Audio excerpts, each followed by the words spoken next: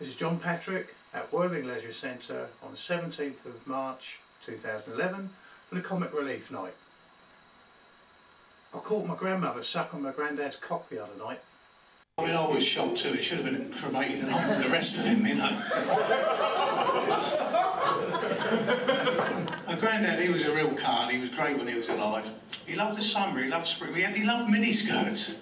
He always used to say, if they get any shorter, there'd be 2 extra cheeks to powder. And he loved little swimsuits too. He said they're no bigger than postage stamps these days, but somehow they still managed to deliver the mail. I remember I used to go around my nan and granddad a long time ago, and my nan shouted out one day, "Over there, is that Fanny Brown?" Granddad, quick as a flash, he says, "I'm not sure, but a lot of them are." He was a real card, he was a card. Granddad, my nan, she really loved him, she did. She said the best thing about Granddad though is he's so easy to find in the dark. All you do is just feel around, it's never hard. One day I visited him at home when I was a teenager, a long time back, and I was sat in the lounge just dipping into a bowl of peanuts like you do. And when it was time to go, I said, "Bye Grandad, thanks for the peanuts." He said, "Oh, no problem," he said, "since I lost my dentures all I can do is suck the chocolate off them." I like to think he was joking, you know. But he gave us a smile right up to when he died, poor old sod. He got rushed into hospital with 90% burns, and the doctor took one look at him and he said to the nurse, "Give him 2 Viagra straight away, immediately." And the nurse said, "Will that help the burns?" He said, "No," he said, "but it'll help keep the sheets off his legs." Anyway, that was all a long time ago before I got married. I mean, marriage is a funny thing. I mean, you just mutter a few words in church and you're married. A few years later, I just muttered a few words in my sleep and I ended up divorced. And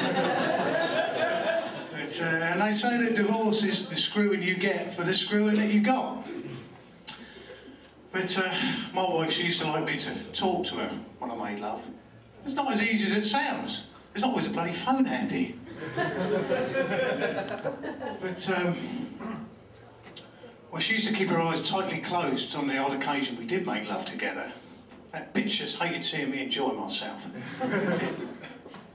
And since we've split up, she's been putting it around quite a bit. In fact, her Fanny's so bloody popular, it's been reviewed twice on TripAdvisor.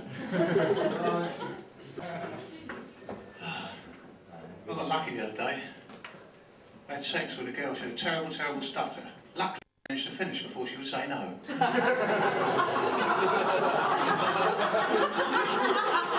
That was true. Have you heard there's a new vitamin? It's been produced solely from chickens. It makes men cockier and women a better lay. The baby chicken said to the big mother hen, "How can I be a virgin if I was laid before I was born?" Okay. And what is the difference between a peeping Tom and a pickpocket? Well, a pickpocket snatches watches. I met a very pretty ballerina a few days ago, and she said to me, "I've got an excellent right leg and an okay left leg." But she said between the two, she could probably earn a fortune.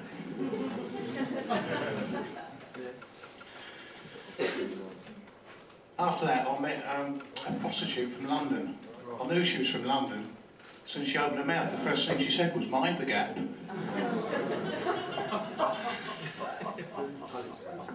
I did feel a bit guilty though, because actually I don't mind the gap. But I saw her again about a week later. She was in the bank paying in quite a lot of money. Obviously her wages from prostitution, and the bank clerk said, "I can't accept any of this money, it's all fake." She said, "Well, ring the police, I think I've been raped." What do you call a lesbian dinosaur? Lickalopus. What do you call a gay dinosaur? Megasaurus. You knew that one, didn't you? I've heard that since they've accepted gay men into the armed forces, that things have actually improved in the armed forces, because they say gay men never leave their friends behind. Oh. 3 sisters, Anne, Jan and Fanny. All 3 of them had big feet. Anne and Jan go out on a double date, and one of the guys on the date, he looks down, he says, "Mate, you've both got big feet, haven't you?" Anne says, "You should see our fannies, they're huge." I was